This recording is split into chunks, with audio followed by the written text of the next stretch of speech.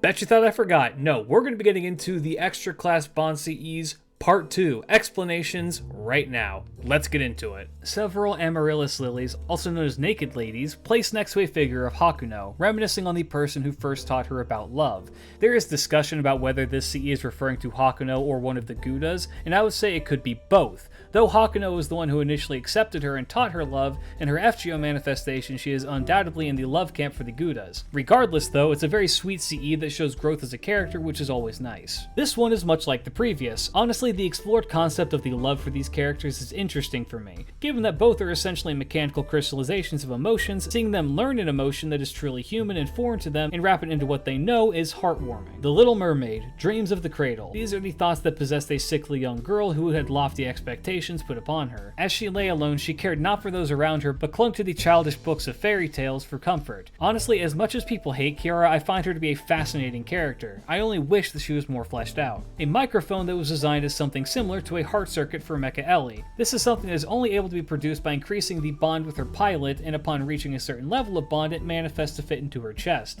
In other words, it's akin to crystallized love, or something of that nature. By all accounts, it's a microphone and your key to a full-on concert by Elizabeth. While that may sound hellish, I will say this though. It is important to remember that when Liz is singing for somebody else, she's actually great at it, so this is much less of a hell than it may seem. Mecha Eli-2's true form is that of the giant Mecha Elizabeth that stands above the Himeji Segis Pyramid Castle, or whatever the fuck it's called. It acts as this tower's guardian, and while it is pilotable, it consumes a massive amount of magical energy to do so, and thus should be avoided. The name of Okita Alter's sword is Ren Goku. The name simply means purgatory, a realm of nothingness and waiting. The concept behind this is that it is an area between life and death where one is neither punished for their sins nor rewarded for their good deeds. It's simply a place between. It is in this place that Okita's other self resided until her time was called to assist the world as a counter-guardian. Bloodstains on a snowy forest. This is very clearly a memory of Shitonai's vessel, Ilia, and this Ilia is the one from Fate's Stay Night. The blood in the snow of the one who protected her is very obviously Herc. A wedding dress made for King Protea to fulfill her wish of wanting to be a cute bride. Due to her size and inexperience with love, much like her sisters, KP has somewhat a skewed view of emotion. She got it in her head that brides are the ideal of cuteness, and Hakuno in the Foxtail storyline managed to convince her to wait for him, teaching her about real love. This is a continuation of that dream of hers, the genuine good ending for such a good girl. Also, in the event that you somehow never picked up on this, the flowers present in all of the Sakura Girls Bond CEs correspond with their names: Amarillis, Passionlips, and the Protea flower. Our very first alter ego with a CE that has some bearing in history. Weird. The death of Ashiya Doman is something that is debated primarily because his body's whereabouts are unknown. In certain tales, he was killed by Abe no Seimei after Doman had murdered him, only for another magician to resurrect Seimei and then trick Doman, at which point Doman was killed by Seimei. Historically though, it's important to know that many people feared Doman's powers, so the likely cause of his death and lack of body is that he himself was murdered and then his body left out somewhere. The split along the skull would simply assure that he had no hopes of ever coming back. Enbar is the legendary steed of the god of the sea, Mane-mcleer. It was said to be able to run just as easily on water as it could on land, and was as swift as the wind. While the horse itself belongs to Manen, it was often used by Lu as well, lent to him by the sea god. The horse, white as snow, was enchanted as well that its rider was unable to be killed, and possibly inspired the desire for a similar white horse amongst the ranks of the early Irish. Little side note, but Baz lists her type for marriage partner here, and let's just say she's got some pretty high expectations. Taisu is a somewhat complicated character to understand because he is treated in both his Japanese and Chinese forms in FGO. He is a member of the tale The Investiture of the God, where he is tricked into assisting King Zhao of the Shang dynasty, which ultimately leads to his death and then enshrinement. But in Japanese and some Chinese traditions, after this he is described as a lump of earth that, if disturbed, causes disasters. You could track this by following his star, which in actuality was the planet Jupiter. In essence, he had two bodies, one that lay beneath the earth and another in the heavens. This CE mentions how he craves to be in the heavens. That is, if I am understanding any of this correctly. I'll be honest, this one's got me kinda lost. From the description, this is meant to symbolize something along the lines of a gate opening for hero spirits to come from, but it is not explained well enough for me to fully get it. All I can say for certain is that in Fate lore, Bunyan taught heroes from across time how to make maple syrup. The life of Zhu Fu has an unknown conclusion to us in history, but in Fate we are given the theory that they reached Japan and set up a colony where they would experiment with ways to make a potion of immortality. However, Zhu Fu seems to have invested too much into learning it herself and less of teaching her pupils, because this CE takes place as she lays dying, attempting to give her last rites, only to constantly be correcting her students who are failing to understand her works. In other words, I don't have time to be dying. She's perfect. The death and story of Grigory Rasputin is one that is known the world over. He was poisoned with cakes and wines, and when these appeared to have no effect, he was shot several times, stood up, attacked his assailant, tried to run from the house, and then was shot again with a guaranteed fatal shot being one to the head. His body was then dumped into a river. There's a lot of debate as to whether Rasputin was evil or good, when in reality I think it's much more neutral. Rasputin was a peasant, and a lot of the supposed conspiracies that he supposedly whispered to the Empress were about keeping Russia out of the war because that would prevent peasants from dying. He was far from a good man, but was certainly an interesting figure in history. Go look up the story about how he walked from Russia to Greece to go to a Christian temple, saw all the men sleeping with each other, and then walked back to Russia. This is the scene of Tiamat's defeat at her hands during the Babylonian Singularity. Tiamat's initial death was one that made her feel abandoned. She was rejected by her children, her body torn asunder, and used to construct a new world where she was no longer needed. This time, however, when she was defeated, she knows that we didn't do it out of hatred for her or her creations, but rather to protect the world that we call home, which is a message that appears to have resonated within her. Rather than the calls for us not to leave her, she now wants us not to return, so that we may progress in a world that she could never live in. Go on and pour one out for Mama. The Silver Key is the name of a story by Lovecraft and very much resembles the Silver Key presented here.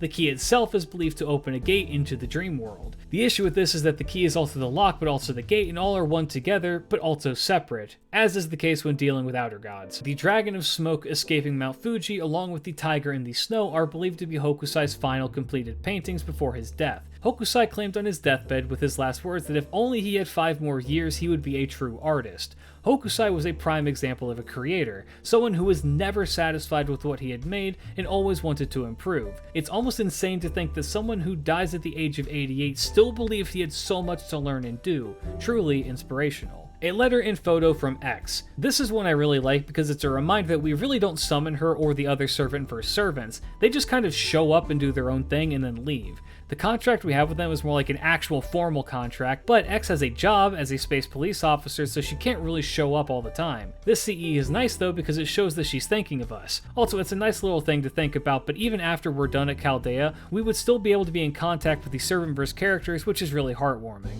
The flute was a popular instrument among the Chinese aristocrats. Jade is very famously popular in China, so the idea of a favorite consort being given a flute made of extra rare jade is certainly within the realm of reason.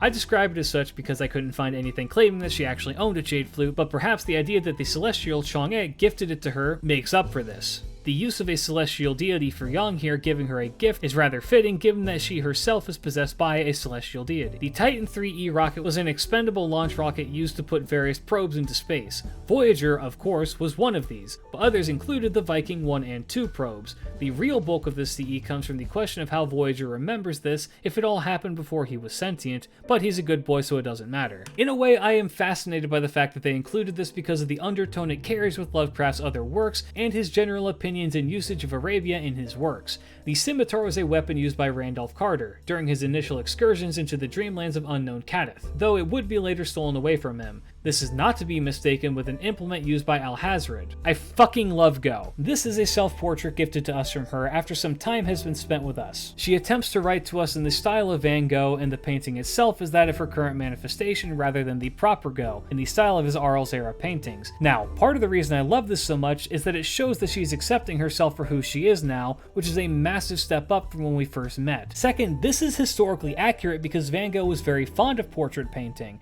Third, she addresses how she has adopted the same habits of normal Van Gogh in her indulgence in coffee, overuse of paint, and perfectionism. It's great and I'm obligated to grail Gogh eventually. The most notable thing about this CE is that it is maybe the most realistically rendered one for no reason, and it's based on a Sony Walkman. This is A-chan's mixtape, which she is giving to us. This is a pretty big deal given that normally first editions for stuff like this are memories that most musicians want to forget, so it really is something special to be given one. Dame Melee's medallion from the Dark Woods is just a huge reference to the outer god possessing her.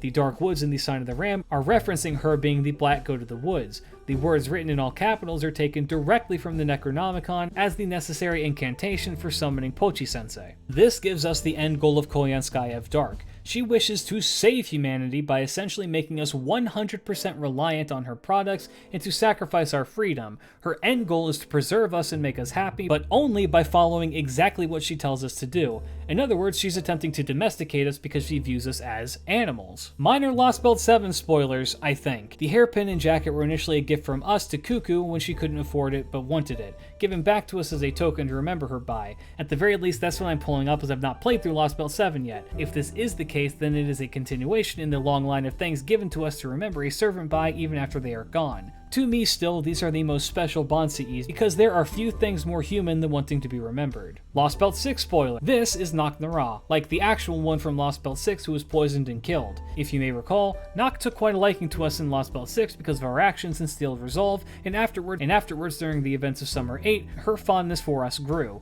Further, after you've bonded with her deeply enough, she recites an oath which is implied to be the King Clan's equivalent of marriage vows. The crown itself is the equivalent to a wedding ring in its massive sizes because, and I quote, "It's the crown of a great fairy, it's supposed to be big, isn't it?" Wandjina Net is the Wandjina's constantly active NP. This device is essentially a god's authority but smaller in scale, and is one of the ways in which the Wandjina is able to control water. In real life, this is likely what is used to explain various depictions of the Wandjina having circles around their head. Massive Lost Belt 6 spoilers. Behold Blanca, the princess of the Autumn Woods and the only fairy who truly knew the nature of Oberon as Vortigern. Here she lays after being discarded by Oberon, having given her life-absorbing curses that would have killed him. This CE tells her tale of how she knew who he was and yet fell in love with him regardless, wanting only to stay by his side to the very end. I want to make something clear about this relationship though. Where Oberon seems to uncaringly fling her away to the ground with no more pomp and circumstance than one tossing away a stick, the fact that he is incapable of telling the truth indicates his true intentions. That at the very least he did care for her, if only a little. I'm glad that she does return with him for some of his animations, so she gets to stay with her beloved. This one is much more flavor than anything else. This CE may seem familiar, and that is because it is the same scrap of mantle from Waver's Bond CE, only this one is less worn and torn, a gift to a trusted friend. For Hephaestion, this serves as a reminder that she had once failed in her protection of her king, the scrap being caused by a sword cleaving it away. The real Hephaestion as well was one of Iskander's closest advisors and friends, so this would make sense historically as a motivator to continue to protect the king. Proto Merlin's Bond CE is devoid of meaning for me, who has not played through this event, but even then the idea of a final Bond CE being tied to a Paracel being lost is just an unusual choice. I suppose this is the fate of all summer CEs.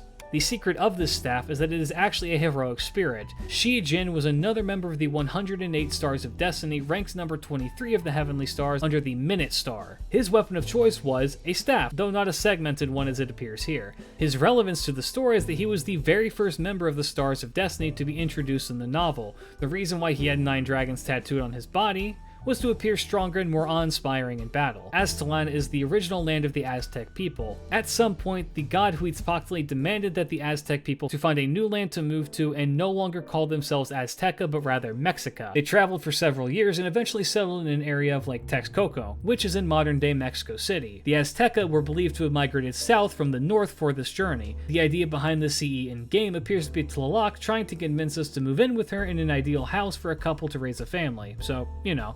This one is difficult for a number of reasons, but Summer Bob appears to have made a dojin about the experiences of the Rain Witch. Now, translating the CE reads that the Rain Witch in question is not actually herself, as the cover would show, but rather about the real Rain Witch, Ash the Savior. However, due to embarrassment, she has opted to use herself as a model and tell that particular witch's story through this motif. Our final Bond CE, Astis Estis, translated roughly to the Tide of Being. Mother Harlot possesses no such weapon, and neither does the Great Beast 666. The design, however, appears as though Nero's own sword has finally been fully completed. This one almost reads closer to an Avenger weapon, one fueled by her anguish and loneliness at dying alone. It's a bit of a disappointment to end this series on a Bond CE that lacks real-world lore, but such is fate, I suppose. And that is it, the conclusion of explaining the lore of the Bond CEs. I will maybe keep this list updated as I see fit, adding the servants of the previous year to the lineup. For now though, thank you all so much for watching. Do all the YouTube stuff, check my links for my Discord, Twitch, and Twitter. But for now guys, keep your chin up. Peace.